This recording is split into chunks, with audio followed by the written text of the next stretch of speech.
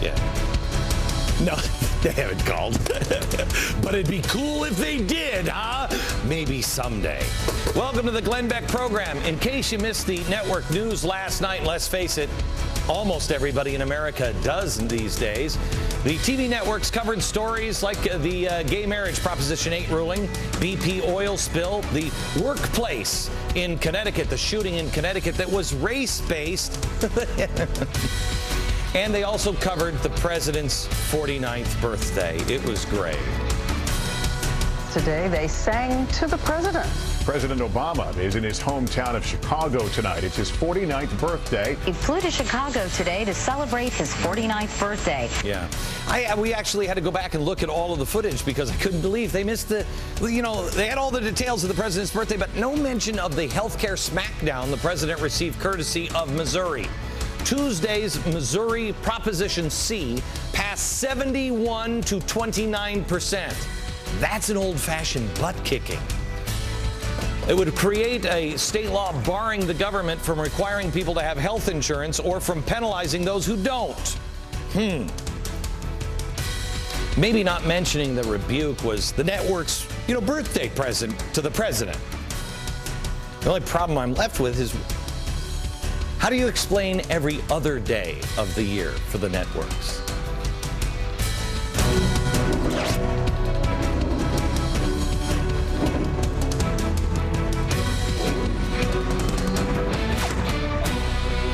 Happy birthday to you. Hello, America. Oh, teachers. You worried about your job? Worry no more. Because Nancy Pelosi is galloping back on her white steed into Washington to save the day. She announced via Twitter, because she is so hip, she's reconvening Congress to vote on a $26 billion jobs bill. Oh, it's going to work this time. Yeah, just like, the stimulus bill saved all those jobs. Wait a minute. Unemployment is actually higher now than it was when we... Why do we need $26 billion extra dollars? Do you know? Why do we need $26 billion when there's still $421 billion left? $421 billion left in the stimulus slush fund that we had to get out. Don't even read the bill. We've got to have this money now. And we still have $421 billion just sitting there in some Chinese bank account waiting to be spent. Didn't the president say that we needed, what was it, $787 billion? I think it was $787 billion. We needed that right away so we could save the jobs of police and fire and teachers, remember? Our states and local communities. It'll help Governor Ritter and Governor Strickland not have to lay off firefighters and teachers and police. In this recovery and reinvestment package, we put billions of dollars, not only to make sure that school districts who are getting hammered are able to keep their teachers, but also we have money in the package to make sure that we are retraining our teachers around math and science. There'll be the jobs of firefighters and teachers and police officers that would otherwise be eliminated if we do not provide states with some relief. Now, remember, I'm not a progressive elitist, so I'm not good with math or anything like that, but I think if I put a 2 here and a 6 here and a line like that and then one of them straight lines like that,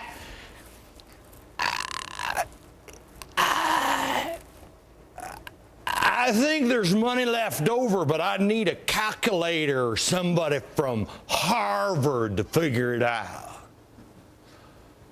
You know how much is left? Enough to hire 10 million teachers. 10 million teachers.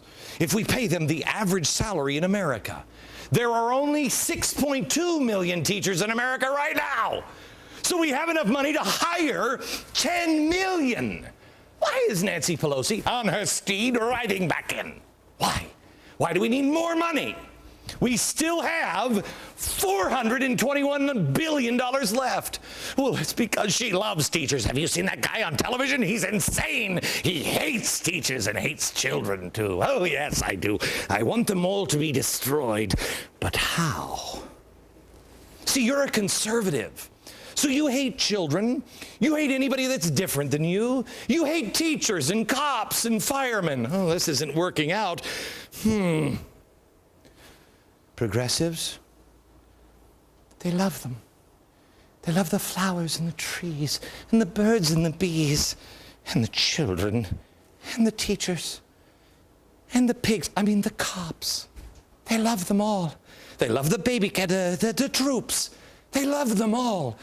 Those are your friends in the Progressive Party. You, on the other hand, you hate them all. Let's just think for a second. $421 billion. Nancy needs another 26. How about the Department of Education? Do they have any money? Arnie Duncan loves teachers. Not more than his slush fund, but he loves teachers. He's hardly spent any of the $4.3 billion in stimulus money that he now has. What do you say, Arnie? You let that go to the teachers? No. No. He'd rather lay those teachers off before his funds are raided. Oh, yeah. You see, because the problem is much, much bigger than just teachers and their salaries. It's the pensions. Yeah, the pensions are wildly out of control. You see, those in charge knew that we're screwed with the pensions. They saw it coming. They designed it. Why? Well, let's look at what's been promised and what it takes to pay for it. And we, like dummies, no. We, like sheep, we're led. See if this makes any sense to you. California fireman, big fat guy like. He retires at the age of 50. He's making $125,000 a year. He'll retire with a pension approximately $94,000 a year. 50. Now, how many people does it take underneath him to pay for that pension? 19. 19. 19 firemen underneath him paying for his retirement, making $50,000 a year and putting 10% of their salaries into his pension. All of them have to take 10% and pay it here. Well, that's not happening in a lot of cities.